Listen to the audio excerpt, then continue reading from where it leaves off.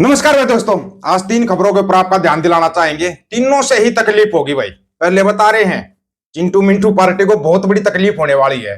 पहली खबर, आरएसएस पर बैन, सिद्धारमैया का एक्शन, मुख्य सचिव को निर्देश जारी, आरएसएस के ऊपर बैन लगेगा।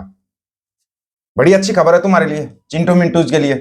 नंबर दो, अमृतपाल सिंह खालसा, जिसको 2027 का सीएम का कैंडिडेट घोषित किया गया है, उसके ऊपर है बड़ी न्यूज।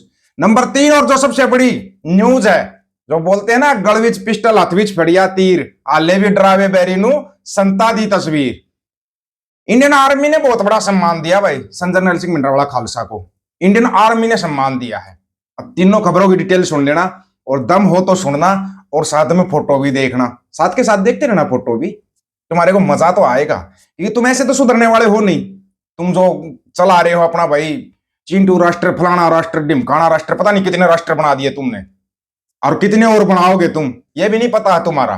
तुम पहले भी कर चुके हो, धर्मों के नाम पे राष्ट्र बना चुके हो ना पहले भी, अब फिर तुम इसी कोशिश में लगे हुए हो। लेकिन जो सबसे पहली खबर है, कर्नाटक के राष्ट्रीय स्वयं सेवक संघ पर बैन लगाने की चर्चा गरमाई है। इस बीच मुख्यमंत्री सिद्धारमैया ने कहा कि उन्होंने राज्य के मुख्य सचिव को सरकारी परिसरों में आरएसएस की गतिविधियों पर प्रतिबंध लगाने के तमिलनाडु के फैसले पर गौर करने का निर्देश दिया है। तमिलनाडु के अंदर भी बैन लग चुका, नहीं पता हो तो बता रहे हैं। तमिलनाडु, कर्नाटक, याद आया, एस.टी. स्टालिन सबसे पहले बैन लगाया, और सिद्धारमैया बैन लगाने जा रहे हैं। राज्य सरकार में मंत्री प्रियंक खड़गे ने एक दिन पहले सीएम सिद्धारमैया को पत्र लिखा। इसमें पूरे कर्नाटक में सरकारी संस्थानों और सार्वजनिक परिसरों में आरएसएस की गतिविधियों पर रोक लगाने की मांग रखी गई। खड़गे ने दावा किया कि ऐसी गतिविधियां भारत की एकता और संविधान के खिलाफ हैं। समझ रहे हो, खिलाफ हैं। सिद्धारमैया ने एक सवाल के जवाब में पत्रकारों को बताया, प्रियंक खड़गे ने पत्र लिखा। उन्होंने कहा कि आरएसएस सरकारी परिसरों का इस्तेमाल कर रहा है और उसे रोकने के लिए वही किया जाए जो तमिलनाडु सरकार ने किया। तमिलनाडु ने पूरा बैन ठोक दिया। मैंने मुख्य सचिव से तमिलनाडु के फैसले पर गौर करने के लिए कहा है। कांग्रेस अध्यक्ष मल्लिकार्जुन खड़गे के बेटे प्रियंक खड़गे ने मुख्यमंत्री को लिखे पत्र में कुछ आरोप लगाए थे। इसमें कहा गया, आरएसएस सरकारी और सहायता प्राप्त स्कूलों के साथ साथ सार्वजनिक स्थानों पर भी अपनी शाखाएं चला रही है, जहां नारे लगाए जाते हैं और बच्चों व युवाओं के मन में नकारात्मक विचार भरे जाते हैं। लगा अब तुम्हारे को पता कौन से नकारात्मक विचार भरे जाते हैं? पता लगेगा अभी तो। प्रियंक खड़गे ने आरएसएस पर लगाए गंभीर आरोप भी सुन लो अभी, तुम्हारे को सुनना बहुत जरूरी है।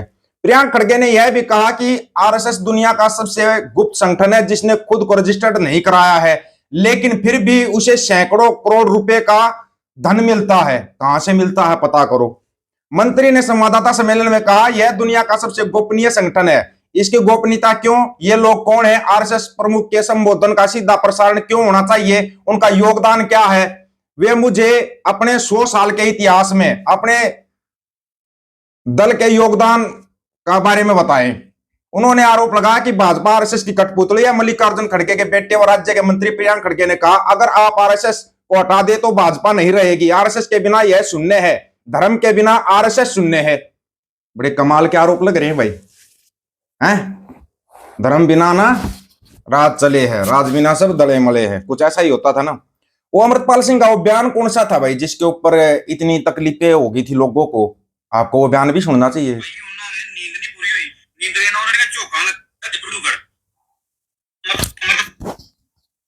जेल च नशे करन दिया, नशेड़ी हो गया। ये बिल्कुल सही गल है, क्योंकि भाई आपा ने बोलना सच, जो सच है वो बोलना। सो गुस्सा गिला ना कोई मेरा वीर करे। दरअसल ਜਿਹੜੀ ਪੰਜਾਬ ਸਰਕਾਰ ਨੇ ਸ਼ੁਰੂ ਕੀਤਾ ਨਸ਼ਿਆਂ ਵਿਰੁੱਧ ਯੁੱਧ ਜਿਹੜਾ ਸ਼ੁਰੂ ਕੀਤਾ, ਉੱਥੋਂ ਜਿਹੜੇ ਬੰਦੇ ਫੜੇ ਗਏ ਸੀ ਨਸ਼ੇੜੀ, ਤੇ ਜਿਹੜੇ ਨਸ਼ਾ ਵੇਚਣ ਵਾਲੇ ਬੰਦੇ ਫੜੇ ਗਏ ਸੀ, ਉਹਨਾਂ ਨੂੰ ਭੇਜਿਆ ਡਿਬੜੂਗੜ੍ਹ। ਤੇ ਡਿਬੜੂਗੜ੍ਹ ਜਾ ਕੇ ਉਹਨਾਂ ਨੂੰ ਪਤਾ ਲੱਗਾ ਕਿ ਅਮਰਤਪਾਲ ਵੀ ਨਸ਼ੇ ਕਰਦਾ ਹੈ। ਉਹਨਾਂ ਰੌਲਾ ਪਾਇਆ, ਤੁਸੀਂ ਸਾਨੂੰ ਤੇ ਫੜ ਲਿਆ ਵੀ ਆ ਵੀ ਨਸ਼ੇ ਕਰਦਾ, ਇਹਦੇ ਕਿਉਂ ਨਹੀਂ ਬੋਲਦੇ? ਸੋ ਇਸ ਤਰੀਕੇ ਨਾਲ ਭੇਦ ਖੁੱਲਿਆ ਆ। ਧੰਨਵਾਦ ਕਰਦੇ ਆ ਸਰਕਾਰ ਦਾ, ਪੰਜਾਬ ਸਰਕਾਰ ਦਾ, ਜਿਨ੍ਹਾਂ ਨੇ ਇਹ ਨਸ਼ਿਆਂ ਵਿਰੁੱਧ ਯੁੱਧ शुरू किया। अमरतपाल का भेद खुलिया तो साडी अखां भी खुलियां, नहीं तो बड़े हनेरे च रह जाना सीगा। सो कोट कोट धन। अगर आप कुछ उल्टा समझो उससे पहले ही बता देते हैं। इसने है ना, मतलब बेशक एकदम मजाकिया लहजे में बोल रहा हो। अमृतपाल का वो बयान क्या था, वो बयान भी सुनवा देते हैं एक बार, उसके बाद आते हैं भाई। Came in India in 1947 in war walked in front. If anything happens, it will happen to me first. I'm not the kind of person who will sit somewhere and order someone to do something. I will go there and do it. It's all about let us live. Let us do what we do. Let us preach about Sikhi. We came in India in 1947. We became part of it, and we are still suffering. They are like treating us like second-class citizens. Now, when somebody says Hindu Rashtra, how many debates you have at Hindu Rashtra? No debates. When somebody says Khalistan, it's a threat to the country. It's not like that. So, मेरी ये विनती है सबसे, everybody who's watching, don't misguide the public. It happened in 1984. Punjab was peaceful state. The crime rate was way lower than UP and other state. But they sent military here to attack Darbar Sahib. What happened after that? That would make ये वो बयान था जिसके कारण लोगों को तकलीफ शुरू हो गई थी। Everyone was visible that bleeding cuts to Punjab, and everyone has condemned it. इस बयान से तकलीफें शुरू हो गई थी लोगों की अमृतपाल के नाम से। ओके, और एक और था बयान तो भाई, अब बारी आती है संजय सिंह भिंडरावाला खालसा की।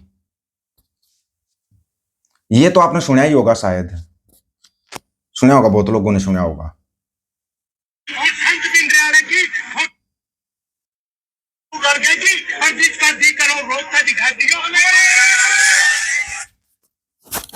फोटो तो लगेगी भाई, फोटो लगाने का सबका अधिकार है भाई। कोई किसी की फोटो लगाता, कोई किसी की लगाता है। अब ये अपने इंडिया की 53 मीडियम रेजिमेंट है भाई, उन्होंने संतों की तस्वीर लगा दी। लेटेस्ट घटना है ये, पुरानी घटना नहीं बता रहे। उन्होंने तस्वीर लगा दी, उन बच्चों की श्रद्धा थी तो उन्होंने तस्वीर लगा ली। किसी को तकलीफ तो नहीं होनी चाहिए ना, पता नहीं क्यों एक फोटो से इतनी तकलीफ। बड़े कमाल की बात होगी भाई ये तो, इससे ज्यादा कमाल और आप कहां देखोगे।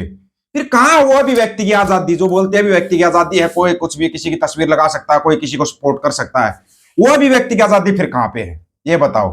संतों की तस्वीर क्या लगी, मतलब के बवाल मच के खड़ा हो गया। आप खुद देख सकते हो, लगाई है अगलों ने। इंडियन आर्मी के ही सैनिक है ये भी, सैनिकों को अगर अच्छा लगा तो उन्होंने तस्वीर लगा ली, इसमें दिक्कत वाली बात तो नहीं है कोई। अगर कोई अनपढ़, अंगूठा टेक, झूठलर, पुनौतीलाल आर्मी की ड्रेस पहन सकता है, आर्मी से सलूट ले सकता है, वो तो एक पढ़े लिखे थे, पढ़े लिखे की तस्वीर लगा ली, तो क्या दिक्कत आ गई इसमें? कोई दिक्कत नहीं होनी चाहिए, सबकी अपनी अपनी श्रद्धा होती है। अब अंधभक्तों का कलेजा चीर के देखो, अंदर से तो खैर गोबर मूत्र मिलेगा, लेकिन ऊपर में तस्वीर तो वो उसी की लगा रहे हैं ना, अपने प्याओं प्याओं की लगा रहे हैं। उनकी भी तो श्रद्धा बेचारों की, माना कि उनके अंदर दिमाग नहीं है। व्हाट्सएप यूनिवर्सिटी पर पढ़ते हैं तब जाके कमेंट करने आ जाते हैं, देश के खिलाफ बोल दिया, ये कर दिया, वो कर दिया। ये क्या हो रहा है कर्नाटक में, तमिलनाडु में? ये तुम्हारे को डोज मिल रहे, तुम्हारे को दिखाई दे रहे हैं, और तुम ये जो चिंटू राष्ट्र की यात्रा शुरू करे हो ना, करके दिखा दो तमिलनाडु में, कर्नाटक में करके दिखा दो। तुम्हारे को जाते अच्छे तरीके से झाड़ देंगे वो, और ऐसा झाड़ देंगे तुम दोबारा जन्म नहीं ले पाओगे। गारंटी इस चीज की, दोबारा जन्म ना ले पाओगे तुम। बकवास कर देते हैं। ये देखो जी, पंजाब के अंदर ये चल रहा है, हरियाणा के अंदर ये चल रहा है, बताओ ना। कर्नाटक याद आया? कर्नाटक से सुना था एक अलग से झंडा, अलग से राष्ट्रगान तैयार हो गया था, कर्नाटक में ही हो गया था, बहुत पहले बताया था, लेकिन वो दिखाई नहीं देता। मणिपुर दिखाई नहीं देता, पंजाब हरियाणा, पंजाब हरियाणा बस। आप लोगों की क्या राय है इसके बारे में भाई? तो संतों को सम्मान दिया, अपनी राय रखना, किराए का इंतजार रहेगा। सभी साथियों को राम राम, नमस्कार, आदाब, सत श्री अकाल।